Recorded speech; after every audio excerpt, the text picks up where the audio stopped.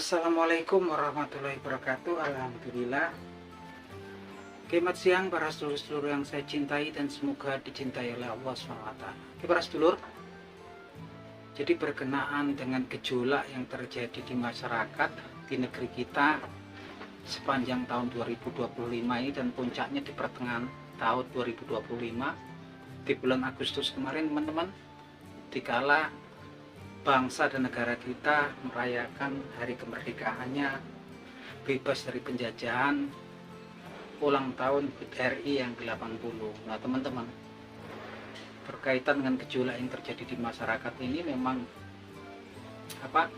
merupakan bentuk kekecewaan masyarakat terhadap aparat pemerintahan yang justru bukannya mensupport, bukannya memberikan bantuan kepada masyarakat yang lagi susah, masyarakat yang lagi kesulitan, utamanya di bidang ekonomi ya teman-teman, di mana PHK itu terus-menerus terjadi, kemudian daya masyarakat juga nurun yang berimbas pada banyak usaha-usaha masyarakat sendiri kemudian saat ini mulai berguguran teman-teman, kebanyakan usaha kecil.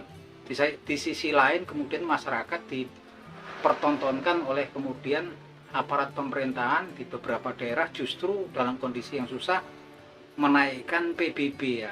Salah satunya kemarin dimulai pemantiknya dari Kota Pati di Jawa Tengah, yang kenaikan PBB-nya itu ternyata sampai 250% gitu kan. Dan ternyata nggak cuma di Pati ya, di Kabupaten Pekalongan bahkan sampai 1000%. Kemudian ada di Jombang, di Banyuwangi, dan terakhir sempat kisruh juga di Kabupaten Bone di Sulawesi ya teman-teman.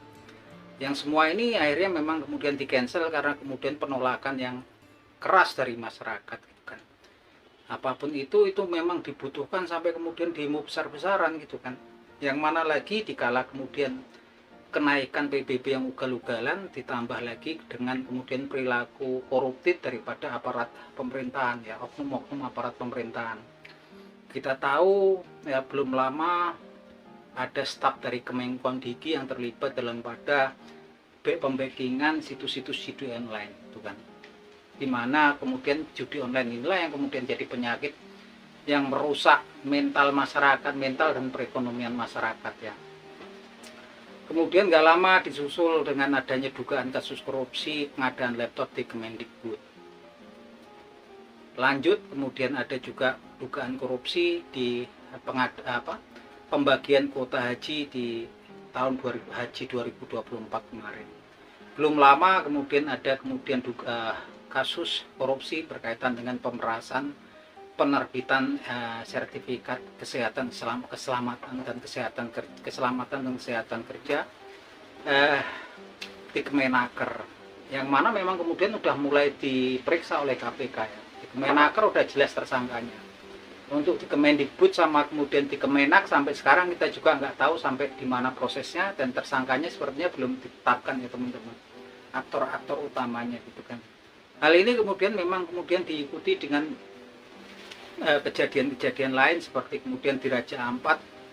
Ternyata pulau-pulau di Raja Ampat itu sudah dilakukan penambangan ya, yang mana memang notabene Raja Ampat itu khusus untuk wisata, bahkan merupakan warisan budaya dunia yang dilindungi oleh UNESCO ya teman-teman. Yang kemudian Pak Prabowo lagi-lagi turun tangan langsung kemudian untuk mencabut ya izin penambangan di beberapa kepulauan Raja Ampat. Dan kalau yang paling kritis adalah kemudian ketika kemudian Provinsi Sumatera Utara mengeklaim ada 3 pulau yang ada di perbatasan antara kemudian wilayah Sumatera Utara dengan Provinsi Nanggroe Aceh Darussalam, yang mana ini kalau memanas tentunya akan bisa menimbulkan bahaya konflik yang mengarah ke disintegrasi gitu kan. Seperti yang kita tahu saudara-saudara kita di Aceh ini kan ya damai di eranya Presiden SBY, ini udah mulai dikorek-korek lagi, dan memang kemudian setelah diklarifikasi oleh Presiden Prabowo Subianto langsung ternyata memang 3 pulau tersebut adalah pulau milik Provinsi Nanggroe Aceh Darussalam. Yang dari peristiwa-peristiwa ini sepertinya berbarengan dan terus ya masif terus-menerus. Saya pun ngerasain ya di media sosial itu banyak akun-akun bodong, akun yang wajahnya juga ya wajah kartun, wajah palsu, akun-akun anonim gitu kan, nama-namanya palsu, yang ngambil video-video, potongan-potongan video yang narasinya sepertinya berusaha menyudutkan pemerintah ya teman-teman, utamanya Presiden kita Bapak Prabowo Subianto, dan itu disebar secara continuously terus menerus di media-media sosial seperti kemudian di Facebook ataupun beberapa media sosial yang lain, yang dipengaruhi kebanyakan memang kemudian penonton memang ya, yang nonton ini bukan kalangan yang kemudian educate rata-rata kan, memang yang disebar terus menerus ya untuk menimbulkan ketidaksukaan, kebencian gitu kan. Artinya memang arahnya mendiskreditkan pemerintahan saat ini atau Pak Prabowo Subianto utamanya titik-titiknya.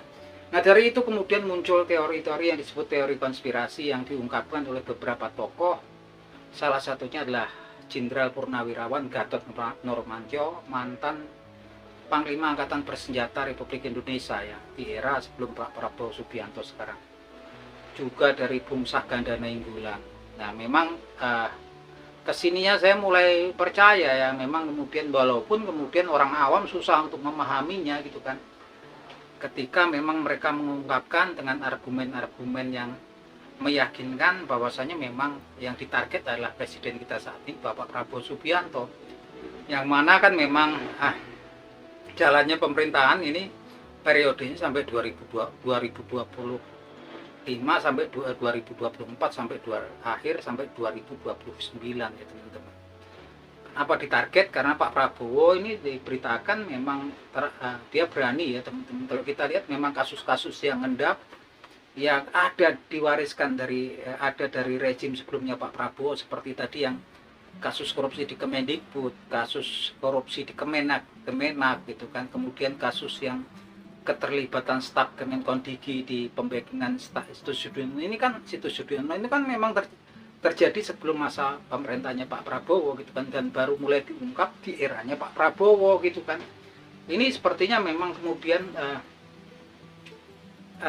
sistem yang bermasalah gitu kan, belum lagi kemudian beban hutang yang menggunung, beban untuk negeri kita yang memang ugal-ugalan dari rezim sebelumnya Pak Prabowo Subianto gitu kan, gimana kemudian diberitakan ada beberapa proyek yang kaitannya dengan kereta api cepat yang PT KAI, yang dilimpahkan ke PT KAI yang kemudian menanggung rugi terus sampai triliunan tiap tahunnya gitu kan, dan defisit anggaran gitu kan.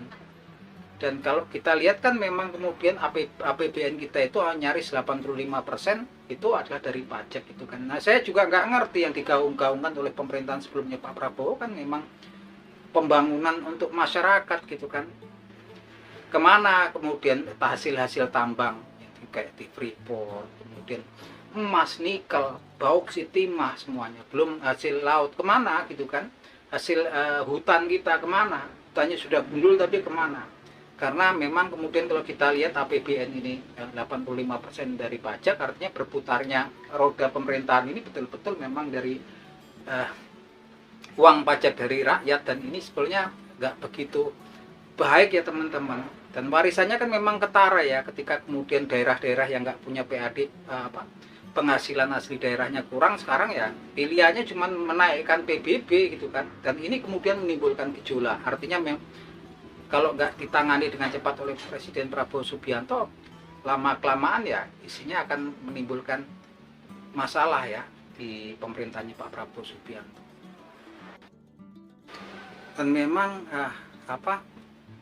aktifnya lagi, bergeraknya lagi Kejaksaan dan KPK ini pastinya juga akan membuat resah para oknum-oknum yang selama ini mengambil keuntungan mereka pribadi di tengah kesulitan masyarakat kita. Tentunya mereka akan mengadakan perlawanan, yang perlawanan itu memang kemudian ya paling realistis mereka lakukan melewat media sosial gitu kan, membayar buzzer. Ciri khasnya adalah kemudian akun-akunnya bodong, biasanya profilnya juga gambar-gambar ataupun foto palsu gitu kan, dan videonya berusaha potongan-potongan video yang berusaha menyebutkan pemerintah saat ini gitu kan. Dan yang namanya konspirasi kan tipis, halus, susah kemudian dipahami oleh orang-orang awam gitu kan. Tapi saya yakin itu ada ya, dan ini memang dikuatkan dengan teori-teori yang diungkapkan oleh penelitian yang diungkapkan oleh Jenderal Gatot Nurmantio dan Bungsah Ganda Nainggolan gitu kan. Artinya memang kemudian kita jangan sampai terprovokasi terhadap orang-orang yang memang berusaha mengadu domba elemen yang ada di masyarakat gitu kan. Yang jelas teman-teman, langkah pertama yang diambil Pak Prabowo ini sudah tepat ya. Pertama untuk penegakan hukum ya, harus disikat semua orang-orang yang kemudian oknum-oknum yang ada di lingkar pemerintahan justru gitu kan, dari internal gitu kan. Dan tugas KPK lah untuk mengawal para pejabat-pejabatnya ini gitu kan, karena memang ini ada yang ada di lingkar kekuasaan kebanyakan kan. Dan ini memang kemudian dimulai ya di zamannya Pak Prabowo. Barometernya nanti kita lihat ketika kemudian ada tersangka di Kemendikbud dan Kemenak, pas kita tunggu gitu kan, itu barometernya gitu kan. Karena kan memang yang di permukaan itu lebih ringan daripada apa yang ada di belakang, tekanan politik, deal-deal politik segala macam lah gitu kan. Yang jelas saat ini Pak Prabowo udah di realnya yang tepat gitu kan. Memang kemudian dia memang tulang punggungnya adalah kejaksaan dan KPK yang kemudian dikawal oleh TNI ya teman-teman. Yang menjaga ini gedung-gedung kejaksaan adalah kemudian prajurit, bahkan kendaraan berat dari TNI. Yang jelas memang selain kemudian penegakan hukum, yang nggak kalah pentingnya yang saat ini belum digulirkan adalah salah satunya efek jera buat para pelaku-pelaku kejahatan korupsi tersebut ya. Karena tampak ya kemarin memang ada yang korupsi pakai baju oranye, KPK diborgol masih mengepalkan tangan gitu kan. Tanda sepertinya nggak ada rasa takutnya, rasa malunya pun sepertinya nggak ada gitu kan. Yang seperti ini memang obatnya cuman kemudian efek jera. Dan efek jera itu salah satunya adalah diterbitkannya kemudian undang-undang perampasan aset ya teman-teman. Yang kita nggak tahu, udah bertahun-tahun kita berharap, tapi wakil-wakil kita di DPR, wakil rakyat, kita nggak ngerti sampai di mana pembahasannya dan apa kelanjutannya. Itu harapan masyarakat dulu di zamannya Pak Mahfud MD pernah diungkapkan, itu yang salah satunya yang paling urgen, itu yang nggak kalah pentingnya daripada penegakan. Kita lihat di eranya Pak Prabowo, jika itu cool, kemudian memang kemudian kasus-kasus korupsi ini mulai dibongkar, itu barometer progres yang positif untuk negeri kita. Tapi yang jelas memang jangan sampai kita diadu domba oleh kemudian provokasi di media sosial.